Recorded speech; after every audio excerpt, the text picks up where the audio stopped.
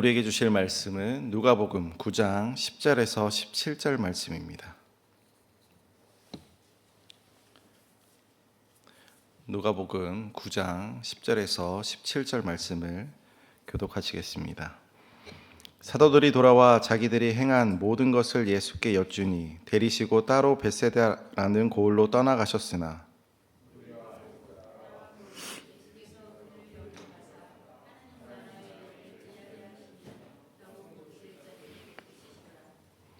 날이 저물어 가매 12사도가 나와 여짜오되 무리를 보내어 두루 마을과 촌으로 가서 유하여 먹을 것을 얻게 하소서. 우리가 있는 여기는 빈들이니이다.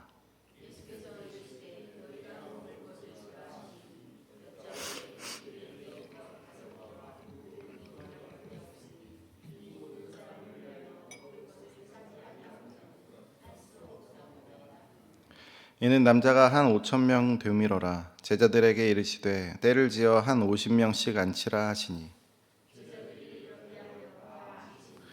예수께서 떡 5개와 물고기 2마리를 가지사 하늘을 우러러 축사하시고 떼어 제자들에게 주어 우리에게 나누어 주게 하시니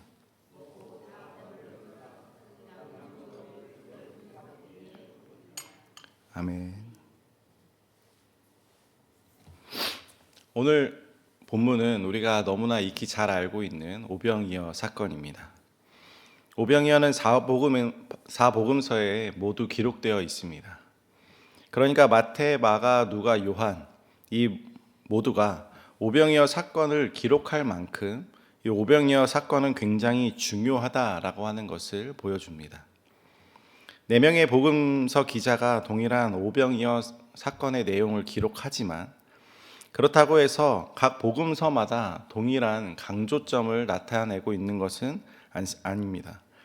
각자 자기가 강조하고 싶은 부분을 강조해서 이 오병이어 사건의 이야기를 풀어갑니다. 강조점을 우리가 어떻게 구분할까요? 오병이어 사건이라는 것은 동일한 내용이지만 특별히 누가복음서에만 기록된 내용이라든지 오병이어 사건을 무슨 맥락 속에 기록했다고 하는 건지 하는 것으로 우리는 이 강조점을 구분할 수 있습니다. 누가복음에서만 기록하여 강조한 내용을 살펴보기 전에 먼저 누가복음에서 이 오병이어 사건을 기록한 위치에 대해서 한번 살펴보겠습니다. 오병이어 사건 직전에 7절과 8절 9절에서는 분봉왕 헤롯이 예수를 보고 싶어 합니다. 왜냐하면 사람들이 예수를 세례 요한이나 엘리야나 선지자가 다시 살아났다라고 말하고 있기 때문입니다. 소문이 무성한 예수가 누구인지 궁금해서 보고 싶어 합니다. 그리고 오병이어 사건 다음에 예수님이 하나님의 그리스도라고 하는 이 베드로의 중요한 신앙 고백의 내용이 담겨 있습니다. 사람들은 세례 요한이나 엘리야나 아니면 선지자가 다시 살아났다라고 말하지만 오병이어 사건의 다음에서 제자들은 예수님을 하나님의 그리스도라고 고백합니다. 그래서 누가복음에서 이 오병이어 사건의 전후 맥락에서 본다면 이 오병이어의 위치를 통해서 예수님은 누구이신가? 라고 하는 그 질문에 제자들이 바르게 대답할 수 있도록 가르침을 포함하고 있는 것을 우리는 알 수 있습니다. 오병이어 사건을 통해서 사람들은 누구라고 얘기하지만 제자들은 비로소 예수를 그리스도라고 고백합니다. 그렇다면 예수님은 누구이시기에 제자들은 그리스도라고 고백했을까요? 오병이어 사건을 통해서 예수가 누구인지 한번 알아보겠습니다. 10절에서 사도들이 예수님에게로 돌아왔다라고 시작합니다. 돌아왔다라고 하는 것은 어디론가 떠났다는 뜻이죠. 우리가 알다시피 사도라고 하는 이 이름의 뜻은 보냄을 받은 자, 보냄을 받은 사람이라는 뜻입니다. 예수님은 누가복음 6장에서 12 제자들을 12 사도로 세우셨는데 사도로 세운 제자들을 9장 1절에서 예수님은 전도 여행을 보냅니다. 예수님께서 제자들에게 병을 고치는 능력과 권위를 주시고 하나님 나라를 전파하고 병든 사람을 고치게 하시려고 제자들을 전도 여행을 보냅니다. 지금으로 치면 선교 사역을 보내셨다라는 말이죠.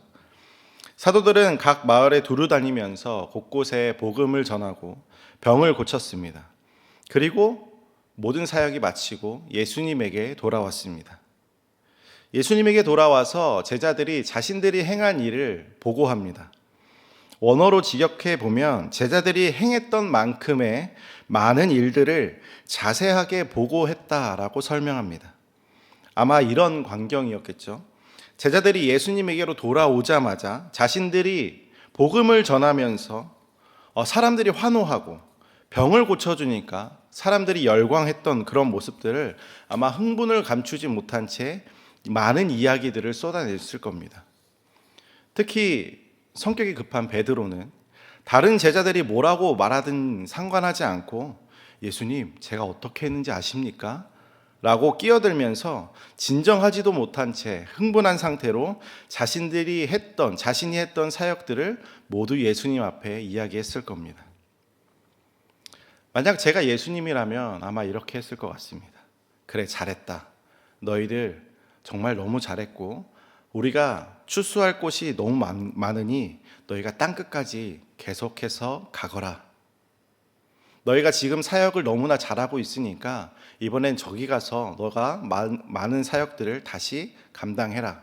아마 저라면 그렇게 했을 것 같은데 예수님의 반응은 조금 달랐습니다.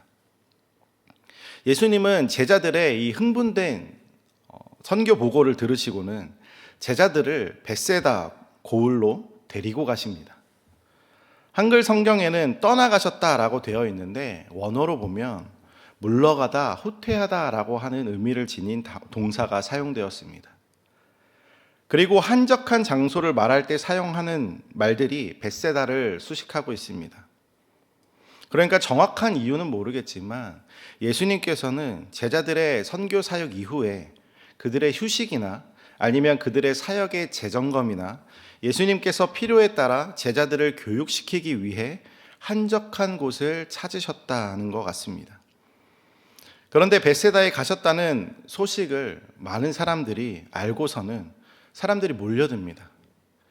예수님은 이전에는 제자들이 사람이 있는 곳으로 사역의 현장의 장소로 보내셨는데 이번에는 예수님께서 계신 곳으로 사람들이 몰려들어와 그곳이 바로 사역의 장소가 되었습니다. 예수님은 그들을 영접하셨는데 환영했다라는 의미입니다. 예수님은 그 많은 사람들을 환영했습니다. 그리고 하나님 나라의 일을 전하시면서 병을 고치셨습니다. 11절 하반절에 병 고칠 자들은 고치시더라 라고 되어 있죠. 원어의 표현은 이렇습니다. 치료의 필요를 가진 사람들, 그 사람들을 치유하셨다. 치료의 필요를 가진 사람들, 그들의 필요를 채우셨습니다. 예수님께서 제자들을 보내셨을 때와 동일하게 사역은 하나님 나라를 전하는 것과 치유하시는 일이었습니다. 그런데 치유하시는 일은 그들의 필요를 채우시면서 동시에 기적과 이적을 행하는 놀라운 사역입니다. 정리하면 예수님이 계신 그곳에 많은 사람들이 몰려와 부흥이 있었고 예수님은 그들을 환영하시면서 완벽하게 대응하시고 그들에게 복음을 전하시고 기적과 능력을 행하셨습니다. 그곳이 바로 부흥의 현장이었고 그곳이 바로 이적의 현장이었습니다. 그런데 문제가 생깁니다. 날이 저물어 가자 모인 사람들 중에서 배고픈 사람들이 생기고 멀리서 온 이들에게는 마땅히 잠잘 곳이 없었습니다. 12절을 보면 날이 저물어 가매 12 사도가 나와 여짜오되 무리를 보내어 두루 마을과 촌으로 가서 유하며 먹을 것을 얻게 하소서. 우리가 있는 여기는 빈들이니이다. 먹을 것이 필요하다. 여기서 먹을 것이라고 하는 것은 날마다 먹어야 하는 가장 기본적인 것을 말합니다. 그리고 다른 복음서에서는 먹을 것이 없다라고만 말하지만 누가복음에서는 유할 곳, 다시 말해 잠잘 곳이 필요하다라고 말합니다. 모여있는 사람들 중에서는 이 자리에 함께하기 위해서, 이 부흥의 현장에 함께하기 위해서 먼 곳으로부터 온 사람들도 있었습니다. 제자들은 그러한 현장을 볼 때 지금의 이 자리가 부흥의 놀라운 역사의 자리지만 우리에게는 문제가 있습니다. 예수님께 문제를 제기할 때 아주 긴급하고 중대한 문제라는 것을 드러내는 것 같습니다.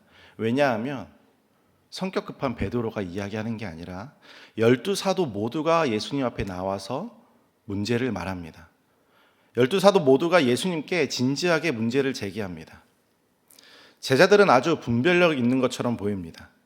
예수님께 자신들이 파악한 문제를 말하고 해결할 방법까지 말합니다.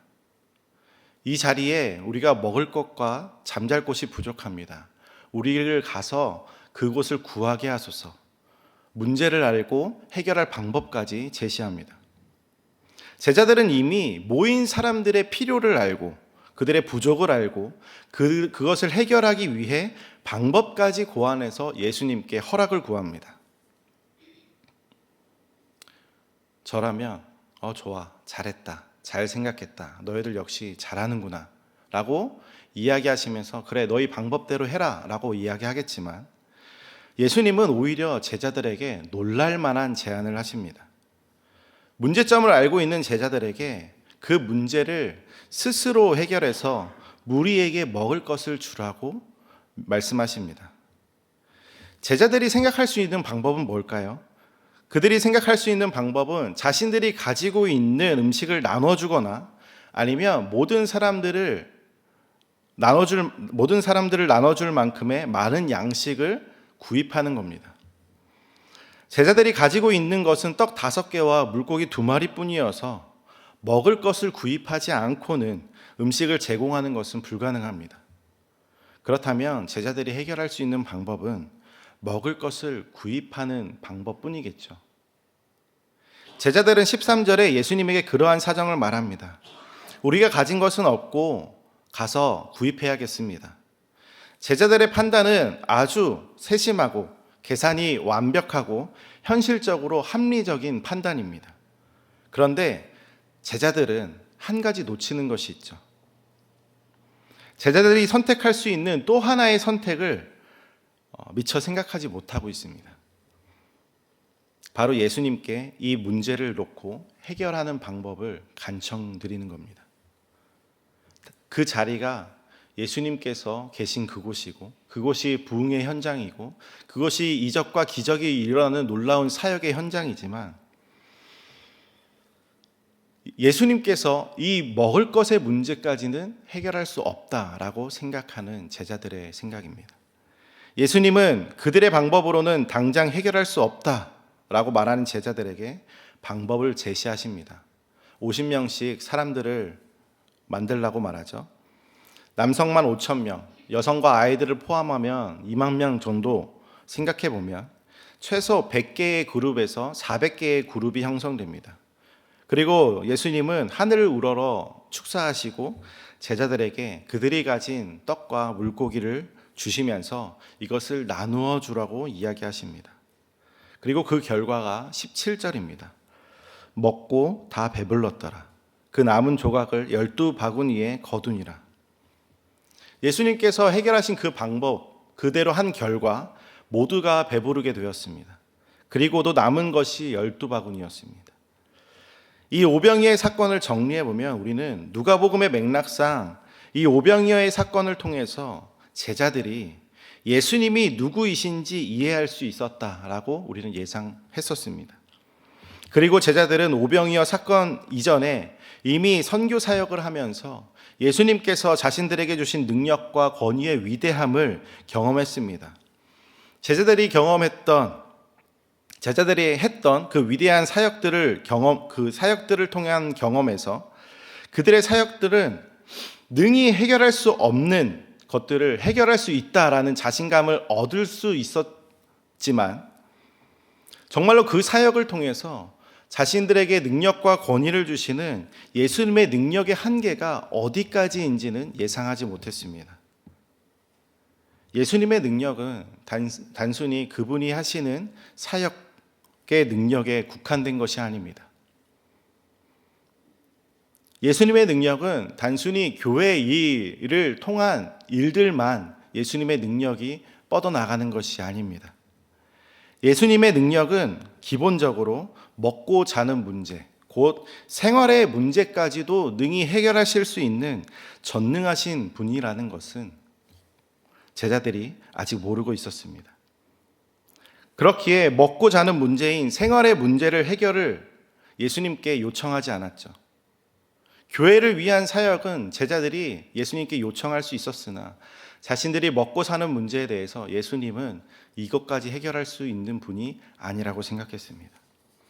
예수님은 이 오병이의 사건을 통해서 제자들에게 예수님 자신이 누구이신지 철저하게 깨닫게 해주셨죠. 그분이 행하시는 일들을 이해할 수 있도록 몸소 보여주셨습니다.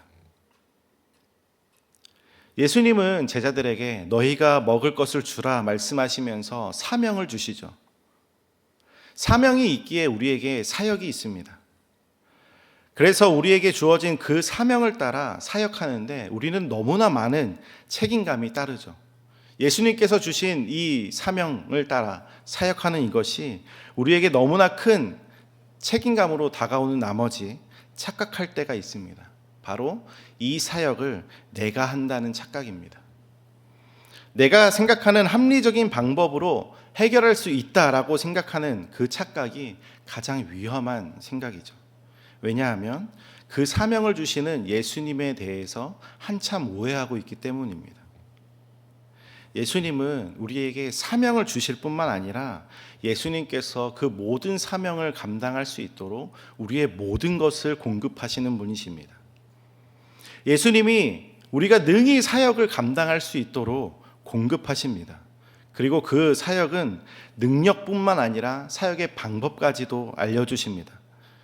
예수님의 방법에 따라 예수님이 행하시는 것을 우리는 그저 순종한다면 우리는 교회의 사역뿐만이 아니라 우리의 먹고 자는 생활의 문제까지도 예수님의 방법으로 해결할 줄 믿습니다. 말씀을 마무리하겠습니다. 오병이어와 같이 내가 가진 것이 이것밖에 없다라고 느껴서 현재의 삶에서 나의 모든 문제를 해결할 능력이 없다라고 느낄 때, 나에게 주어진 오늘의 삶을 감당할 능력이 나에게 도저히 남아있다라고 생각이 들지 않을 때, 그때가 우리가 예수 그리스도를 바라볼 때라는 것을 기억하길 원합니다. 예수님께서는 우리의 공급자이시며 자격과 능력에 따라 주시는 것이 아니라 사랑을 따라 우리에게 베푸신다라는 것을 기억하므로 오늘 하루 우리에게 주신 사명과 사역들, 그리고 우리가 감당해야 할 오늘의 모든 일상과 업무들과 우리의 모든 삶의 영역에서 예수 그리스도의 넉넉하게 채우심을 경험하는 저와 여러분들 되길 간절히 소망합니다. 함께 기도하겠습니다. 하나님, 우리는 예수님의 능력을 오해하고 예수님께서 우리에게 베푸시는 그 사랑과 은혜를 축소시킬 때가 너무나 많습니다. 예수님께서 베푸심은 교회 사역만이라고 생각할 때가 있고 예수님께서는 나의 삶을 책임지지 못하시는 분이라고 생각할 때가 있습니다. 그러나 예수님께서는 교회의 사역뿐만 아니라 우리의 모든 일상들을 책임지시며 우리의 모든 필요를 따라 공급해 주시는 우리의 유일한 그리스도이십니다. 우리의 모든 생활의 문제, 일상의 문제, 그 모든 것들을 주님 앞에 맡겨드리길 원합니다. 그리고 오늘 우리에게 주어진 그 일상들을 책임지면서 우리가 일상을 그리스도인으로 살아가는 그 놀라운 일들을 해나갈 때마다 주님께서 주시는 그 능력을 따라, 또한 주님이 알려주시는 그 방법을 따라 오늘 하루를 살아낼 수 있도록 주님 붙잡아 주시옵소서. 우리에게 가진 것이 아무것도 없더라도 예수님 손에 맡겨드린다면 그것은 아주 무궁무진한 가능성임을 믿으며 오늘 우리에게 기도로 나아갈 수 있는 힘과 능력을 허락하셨사오니 우리의 모든 기도 가운데 응답하셔서 우리의 모든 필요를 주님의 넉넉함으로 채워 주시옵소서. 감사드리며 예수님의 이름으로 기도합니다.